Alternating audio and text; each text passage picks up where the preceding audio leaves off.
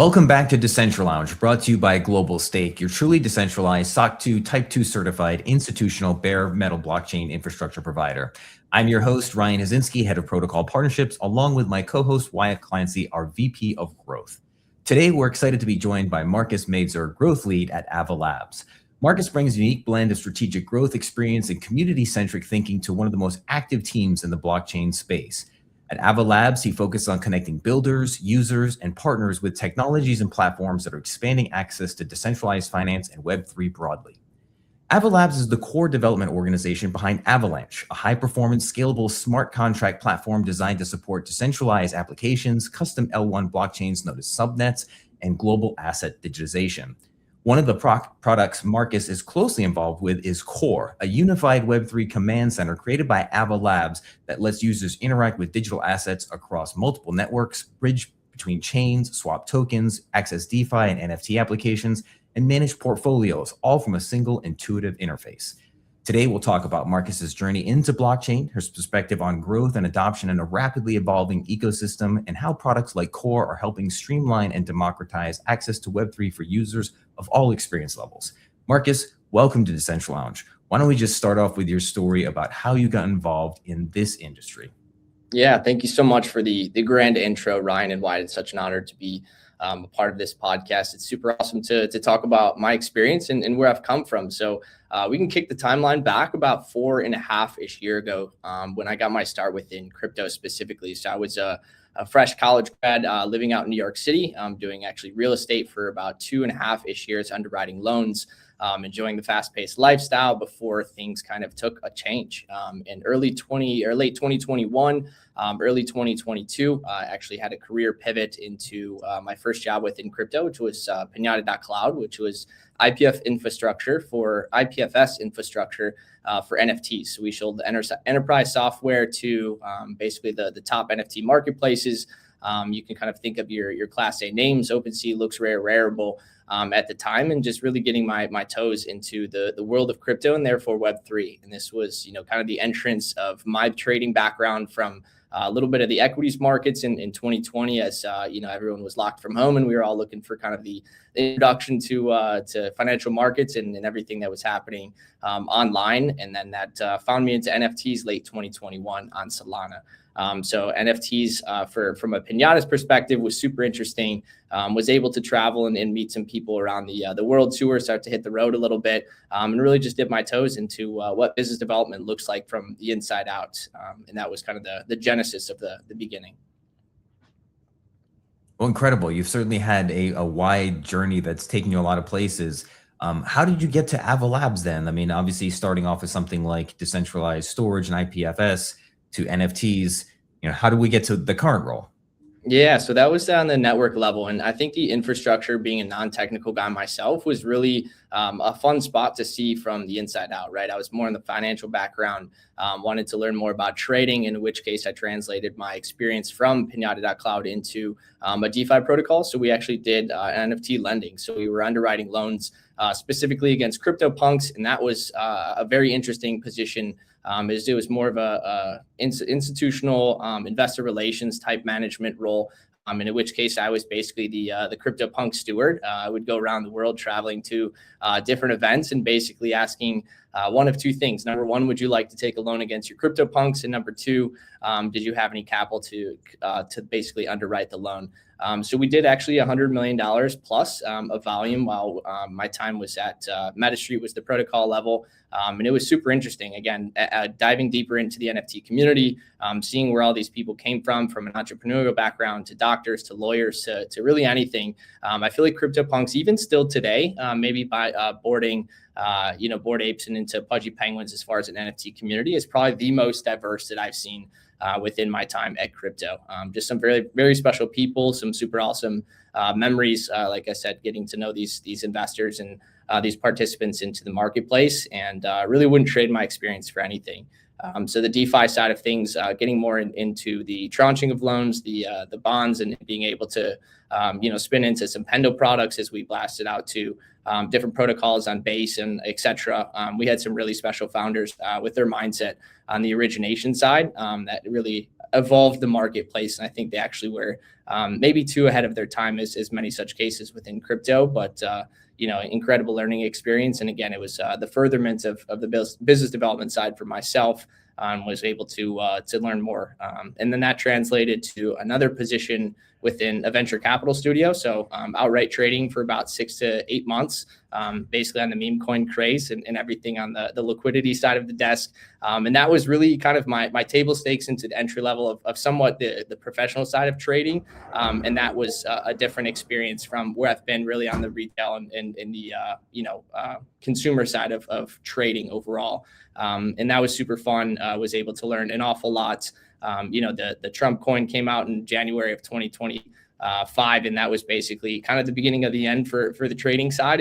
That was liquidity sucked for the market, but also the founders did very well with that trade as well. So yeah, kind of a crazy time, but it's kind of round things out on the experience side. More recently, worked for a Bitcoin L2.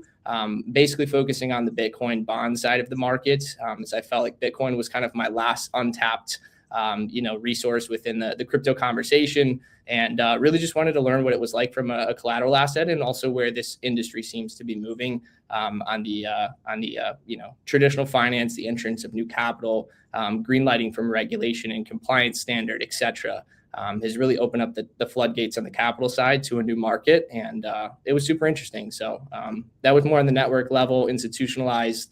Bitcoin bond was essentially the product that I was in charge of, finding capital for and really bootstrapping the network. But that all led me to Ava Labs and to kind of take a breath. Actually, my first friend within crypto was working at Ava Labs on the enterprise and business side for the sports and entertainment side of Ava Labs for quite a while. And we always just kept in touch, saw each other on the road, and short but not sweet. And here I am.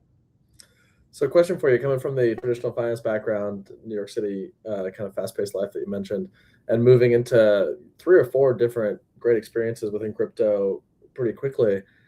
If you could kind of qualitatively explain how that was and how you look back on that. How was that transition, from in the early part of your career, and what would you say is kind of something that you look back fondly on that transition?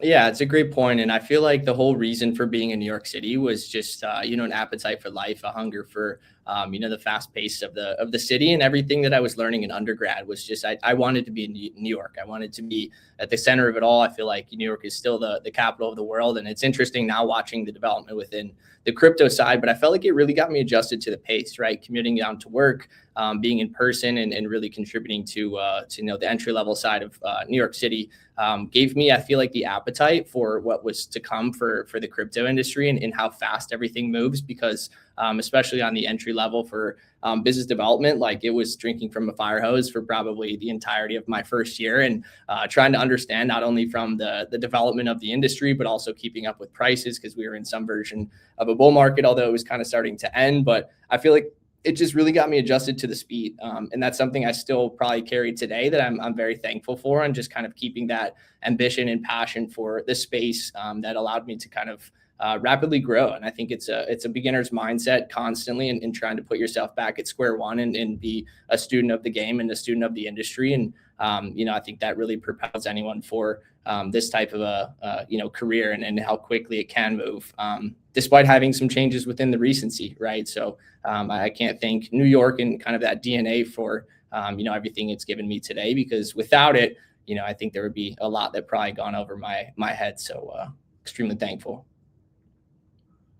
Well, let's pivot to Ava Labs. I mean, obviously people know this. It's a storied, Avalanche it had its moment in the sun, certainly back in 2020, 2021. And certainly people know the Avalanche chain, but Ava Labs is kind of going through some changes right now. You're focusing on the core wallet in particular as a product. So would love to hear more about just like what's changed at Ava Labs, what are you guys focusing on, and maybe delve into your particular role with the core wallet.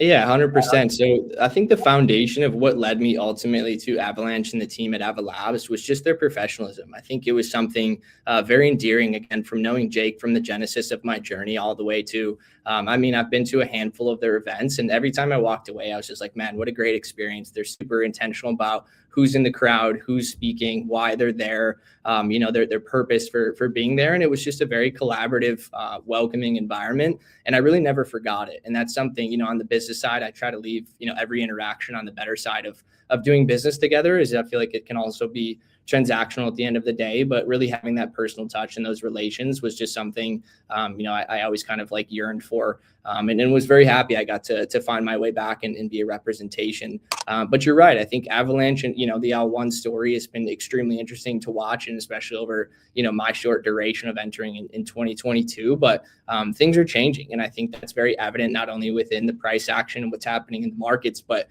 when you listen to leadership, when you listen to the people that have been here, when you listen to the OGs from the story, like, people are very uncertain at this point in the timing, the scale of what's seeming to happen in this industry that's only probably, let's say decade old, if that's, 15 years for Bitcoin, for, some of the more developed side of things. I think it's a necessary transition, right? And I think Avalanche is on the bleeding edge of that, and being a blockchain for business, and the capabilities with spinning up your own L1, customizable properties, like you said, subnets and staking, and all the things that allow for proper business execution is something that's being addressed, first and foremost within leadership. And that's something, I'm very much excited for and gravitating towards as far as a narrative, right? I think this industry can be very fueled by what people speak about. And sometimes it's very easy to just kind of get lost in the price conversation and, kind of where we've been and rest on your morals. But, I think the path forward has to take,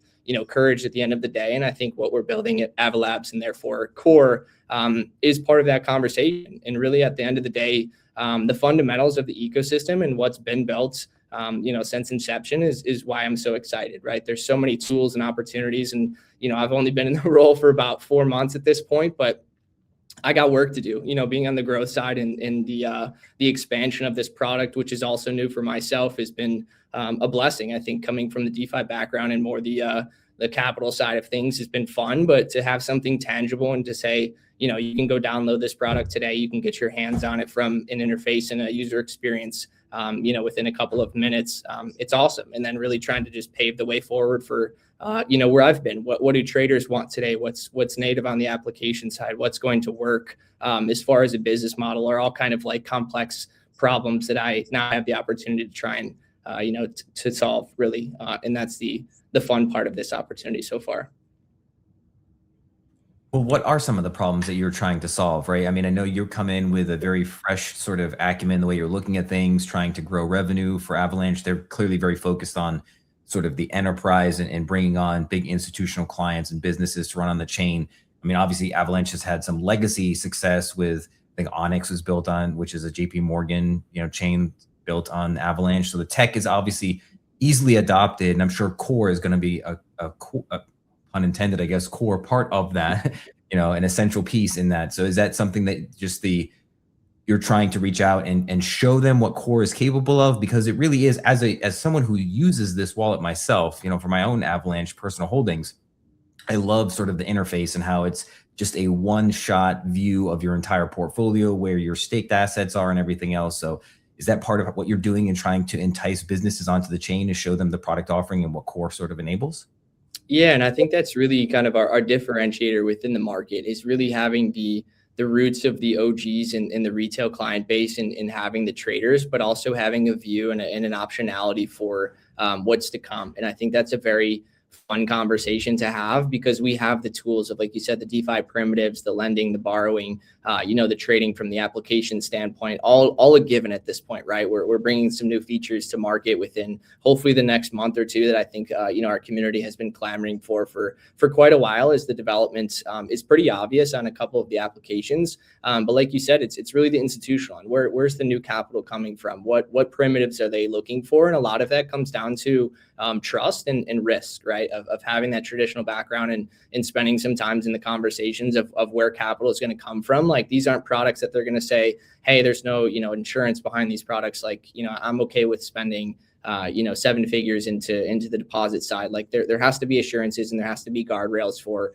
keeping this product safe at the end of the day. And that's something I don't know if wallets are really speaking of. Like when you look at the competitors within the landscape, it's very much retail focused, and that's great. And they have their moats, and there's a lot of market to be built on there.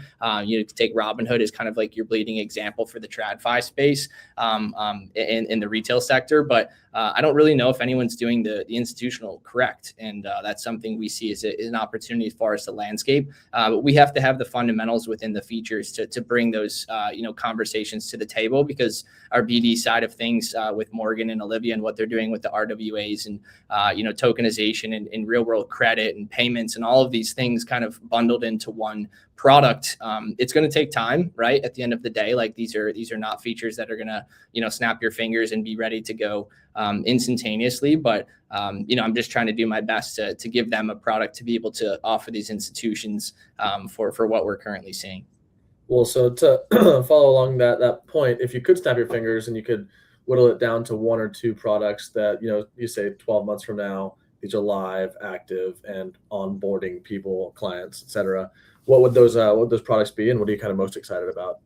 Yeah, I think at first and foremost, you have to think about the application layer, right? I think there's a couple moats within the industry right now. You're looking at trading on the prediction and perpetuals. The prediction markets have exploded within Kalshi and Poly market for months now, and that's a graph that really has no signs of slowing down. And with yesterday coming off the back of the Super Bowl, I was very curious on where the majority of bets were placed, right? You can only imagine the totality of the markets, that the amount of capital that's flowing around for that event. And I'm just curious on where the prediction markets currently stands. That's something, again, our community's been asking for months, and something I'm trying to actually blend. So there's a couple different ways you can go about the architecture. And again, it's the fun part of having the ability to do it holistically, and rather than having a specified approach that I think Core is going to have the advantage of being able to bring to the market, and just offering the most markets to the most people and the deepest amount of capital, et cetera. And then on the other side of things, I'm very excited about payments. I think there's something sleeping under, the Avalanche card within Core's interface that I'm looking to bring to the market and really offer, point of sale, settlements, payment conversation natively within the experience that I think is possible. So those are kind of two, avenues that I see forward. And then on the institutional side, again, it's something more on the product and the financialization of it. I go back to Bitcoin on having the conversation of the amount of people that are looking to do more with that asset, whether it's borrow against it, whether it's have stable yields on it, et cetera. I think that's the tip of the iceberg, and someone who brings that to life as far as an offering, I think will have their hands full for years to come, frankly. So there's a bunch that the BD team is working on as well that I'm excited about. Yeah, and I'd be remiss if I didn't mention, we of course here at GlobalStake just launched our own Bitcoin yield gateway just to that purpose, because we're seeing so much market demand for that, where people are looking to actually earn. Well, thinking about big picture, right? I mean, Avalanche is clearly here to stay. They've cemented a foothold in the industry, and seeing this pivot come to life in terms of what they're looking for and what you're driving at with your particular role. What does the rest of 2026 look like? Are you guys, how do you feel about everything? Obviously, there's a lot going on with the Clarity Act as of this recording. What's the team feeling just in general about the future and where it's all going?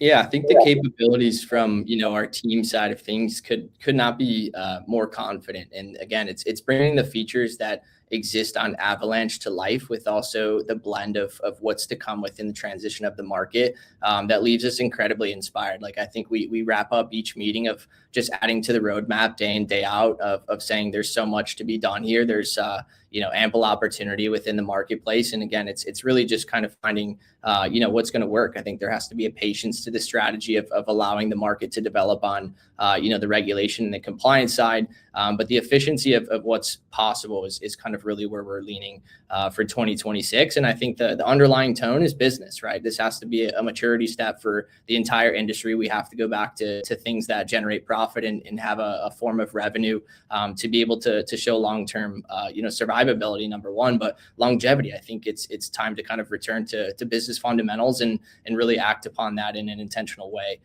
to be able to kind of bring that into fruition. Well, Marcus, every time we talk, I always leave the conversation with a smile on my face. You're an amazing guy. I can't wait until we overlap in person. You just have so many different aspects of the industry that you understand very well, and always really great to pick your brain. Unfortunately, we're running out of time, but where can the listeners find you on socials and stay in touch? Yeah, so Twitter's my only form of communication for the online side of things. So at All Need NFTs is my Twitter handle. You can, of course, find me on LinkedIn at Marcus Mazur. There's actually 2 profiles. I want to make that clear. One that got deactivated somewhere along the road end of last year, and then the newer one, which actually has a nice BFP, and also my Ava Labs is the banner. But yeah, feel free to follow us on socials at core.app as well on Twitter for our socials on the core side of things. And yeah. We'll make sure to link all of those socials when we have the full episode roll out. But Marcus, thank you again for taking time today to share your journey. Very exciting things happening at Ava Labs and all that you're being built, all that's being built on Avalanche. So for those who have tuned in today's episode, whether you're watching or listening, thank you for doing so. And we'll see you next time on the next episode of Decentralounge. Take care, everybody. Thanks, guys.